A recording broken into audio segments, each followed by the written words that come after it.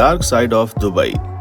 दोस्तों, मान लीजिए कि आप कोई ऐसी नौकरी कर रहे हैं जिसमें आपका मन बिल्कुल नहीं लगता, लेकिन नौकरी आप छोड़ भी नहीं सकते क्योंकि परिवार वालों का प्रेशर है। रिश्तेदार और दोस्त आना मारेंगे और गर्लफ्रेंड छोड़कर भाग जाएगी। इन्हीं सारी चीजों से परेशान आप दिन रात सोचते रहते हो, तभी आपके सामने दुबई की लग्जूरियस लाइफस्टाइल वाली एक वीडियो आती है जिसे देखकर आप अंदर ही अंदर उछलने लगते हैं और सोचते हैं कि वाह, यहाँ तो लोग बड़े सच में ठाठ बाठ से रहते हैं। इसके बाद आप एक के बाद एक दुबई के ऊपर बनने वाली वीडियोस देखते हैं और देखते देखते कैसे वहाँ पर लोग सुपर कार्स में घूम रहे हैं, पानी से भी सस्ते पेट्रोल का इस्तेमाल कर रहे हैं और मजे से जिंदगी बिता रहे हैं। आप भी इन सारी चीजों को देखकर कन्विंस हो जाते हैं कि भाई अब मैं भी दुबई जाऊंगा और करोड़पति बनूंगा। अगर आप भी इन सारी बातों को सुनकर कुछ पल के लिए ख्यालों में खो गए तो जनाब जाग जाइए, क्योंकि जिस दुबई का आप सपना देख रहे हैं ना, वो असली दुबई है ही नहीं, बल्कि दुबई का काला सच और भी है, जिसे ना ही न्यूज चैनल वाले बताते हैं और ना वीडियोस में दिखाया जाता है। पर इस वीडियो को देखने के बाद आपको दुबई की सारी सच्चाई पता चल जाएगी। लेकिन हाँ दोस्तों, हम आपको दुबई की सच्चाई बताएं उससे पहले आप हमें कमेंट करके बताएं कि दुबई देश है या फिर शहर। अपना जवाब फटाफट करके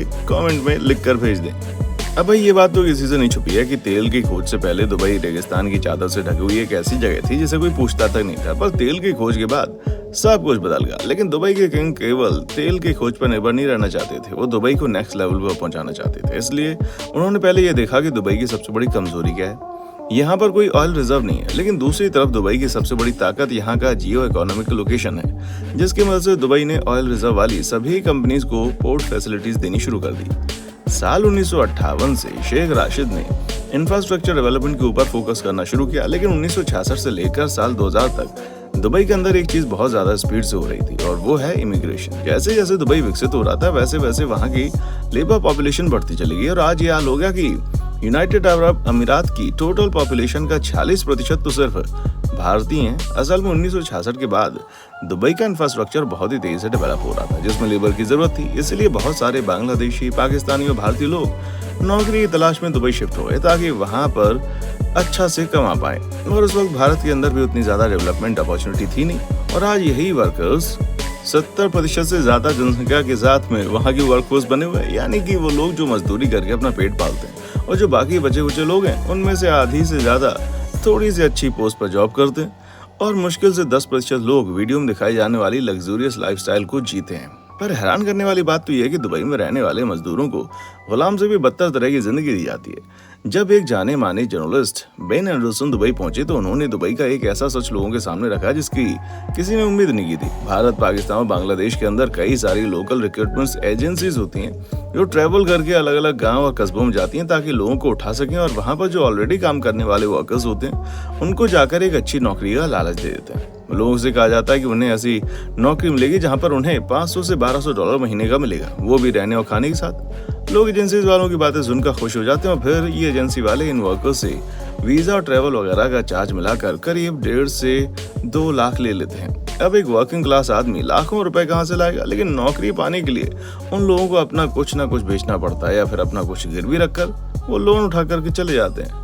और असली गेम तब शुरू होता है जब सारे वर्कर्स दुबई पहुंचते हैं। दुबई पहुंचते ही वो कंस्ट्रक्शन कंपनीज जो इन्हें हायर करके लाई हैं वो सबसे पहले तो इन वर्कर्स का पासपोर्ट सीज कर लेती हैं ताकि ये लोग कहीं जाना पाए। फिर झुलसा देने वाली 45 डिग्री सेल्सियस से भी अधिक की गर्मी में 14 घंटे इन वर्कर्स से काम कराया जाता है। और सबसे खराब चीज ये है कि इन सभी वर्कर्स को दिहाड़ी के तौर पर पैसे दिए जाते हैं, यानी कि अगर आप किसी दिन बीमार हो जाएं या किसी कारण से काम पे नहीं पहुंच पाए तो आपको उस दिन के पैसे नहीं मिलेंगे। और साथ ही इसमें से किसी भी वर्कर को एक फॉर्म पर साइन करना पड़ता है जिसके मुताबिक उनको पहले 2 से 3 महीने तक सैलरी मिलती नहीं, उन्हें सिर्फ और सिर्फ ऑब्जर्विंग पीरियड में रखा जाता है। और इससे भी ज्यादा खराब चीज है इन वर्कर्स के रहने की जगह जो कंस्ट्रक्शन साइट से बहुत दूर होती है। ऐसे में सभी वर्कर्स को कंस्ट्रक्शन साइट से लेबर कैंप तक ले जाया जाता है जो मेन दुबई से 40 से 50 किलोमीटर दूर होते हैं।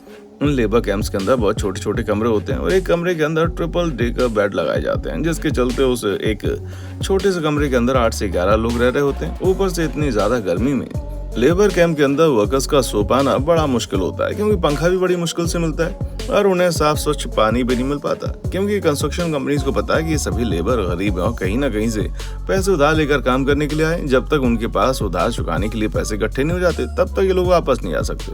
अगर कोई जाने की कोशिश भी करेगा तब भी उसे कम से कम 2 से 3 साल तक जाने नहीं दिया जाएगा, जिसकी वजह से वर्कर्स फंस जाते हैं और ना चाहते हुए भी इतनी खराब कंडीशन में भी इनको काम करना पड़ता है, जो अगर अपनी परिस्थिति को नहीं संभाल पाते तो या फिर ये बीमार पड़ जाते हैं या डर के मारे सुसाइड कर लेते हैं। 10 मई 2011 तमिलनाडु का रहने वाला अथिरमन कन्नन, जो कि बुर्ज खलीफा की कंस्ट्रक्शन साइट पर काम कर रहा था, वो बुर्ज खलीफा की 147वें फ्लोर से कूदकर आत्महत्या कर लेता है। और इससे 1 साल पहले अकेले दुबई में 113 भारतीय वर्कर्स ने सुसाइड कर ली, जिसकी सबसे बड़ी वजह दुबई का वर्क कंडीशन है और वहां का माहौल, जो लेबर्स के लिए बिल्कुल भी ठीक नहीं है। और अगर हाल ही के आंकड़ों के बारे में बात की जाए तो साल 2017 से लेकर 2021 तक 5 सालों के अंदर हर 5 भारतीयों ने अपनी जान गंवाई। और ये चीज़ केवल भारतीयों पर ही नहीं, बल्कि वहां रहने वाले नेपाली, बांग्लादेशी, पाकिस्तानी वर्कर्स सभी लोगों पर लागू होती है, जिनकी हालत दुबई में किसी गुलाम से कम नहीं होती। वो तो अपनी आंखों में सपना सजा कर आते हैं, लेकिन एक ही पल में उनका सारा सपना बिखर जाता है। दुबई के अंदर केवल लेबर वर्क फोर्स के साथ ऐसा नहीं देखने को मिलता, बल्कि वहां पर जो फीमेल डोमेस्टिक वर्कर्स हैं उनके साथ भी ह्यूमन राइट्स की धज्जियां उड़ाती जाती हैं। एशियन देशों से लाई गई लड़कियां या तो यहाँ पर नौकरी करने के लिए अपनी मर्जी से आती हैं, या फिर उन्हें झूठ बोलकर यहाँ पर लाया जाता है। ज्यादातर लड़कियों को घर के कामों के लिए रखा जाता है, लेकिन उसके बाद इन सारी की सारी लड़कियों को 24 घंटे 7 दिन 24 घंटे एक ही तरह के घर के अंदर रखा जाता है और इनसे लगातार बिना रुके काम करवाया जाता है, जहाँ इन महिलाओं को मारपीट से लेकर सेक्सुअल हैरेसमेंट तक हर तरह की प्रताड़ना झेलनी पड़ती है। और अगर वो चाहें तब भी वहाँ से नहीं भाग सकती, ये उनका पासपोर्ट, वीज़ा सब कुछ जब्त कर लिया जाता है। और अगर कोई इन सब के खिलाफ आवाज़ उठाता है तो या तो उसका कत्ल हो जाता है, या फिर उसे वर्क कॉन्ट्रैक्ट तोड़ने की जुर्म में जेल भेज दिया जाता है। और जेल में तो उन लोगों का और बुरा हाल होता है, इसलिए चुपचाप उन्हें हर एक दुख तकलीफ सहनी पड़ती है। और सबसे हैरान करने वाली बात तो यह है कि अगर कोई यहाँ पर अपनी नौकरी बदलना चाहे या फिर अपने देश वापस जाना चाहे तो इंडियन एम्बेसी भी बिना पासपोर्ट के उनकी मदद नहीं कर सकती।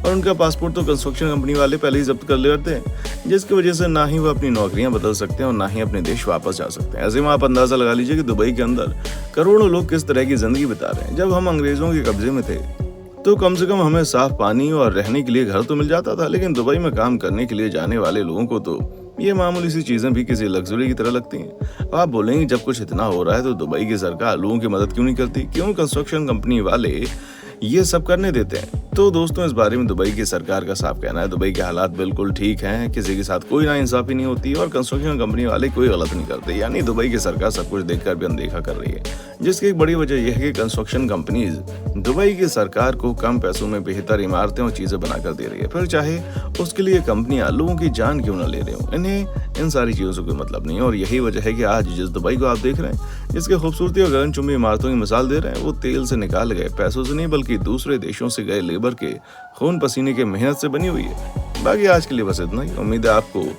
वीडियो जरूर पसंद आया होगा। अगर हाँ तो चैनल को लाइक, शेयर और सब्सक्राइब करना बिल्कुल ना भूलें। देखने के लिए शुक्रिया।